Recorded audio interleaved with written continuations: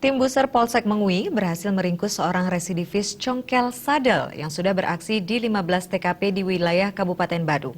Tersangka sempat dihakimi massa karena terpergok saat beraksi sebelum diamankan oleh polisi.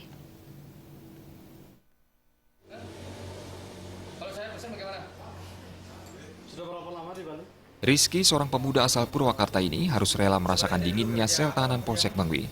Pasalnya, pemuda yang telah lama tinggal di Bali ini telah melakukan aksi pencurian dengan mencongkel sadel seorang bule.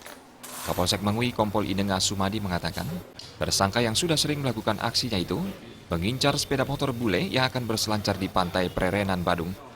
Tersangka datang ke pantai Prerenan seorang diri. Sesampainya di TKP, tersangka mengintai sepeda motor para bule.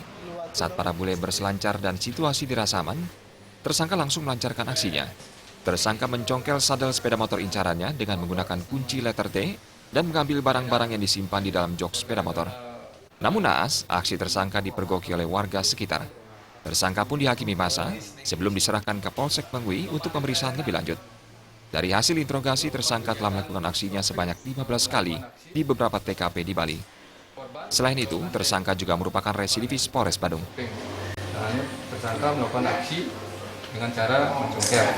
Barang-barang yang kita dapat amankan adalah berupa uang tunai sebanyak 320, kemudian HP, kemudian HP, satu kunci dan satu kunci letter T, 2 buah anak kunci ya, ini kita yang amankan terkait masalah modus yang ada di wilayah Prerenan. Sedangkan yang kunci-kunci yang lainnya ada di villa-villa yaitu di wilayah Walu. 2 buah handphone dari berbagai merek, beberapa buah kunci kamar dan sejumlah uang tunai, beserta sebuah kunci letter T diamankan di Polsek Mengui. Atas perbuatannya, tersangka terancam hukuman 7 tahun penjara. Kadek Suantara, Bali TV.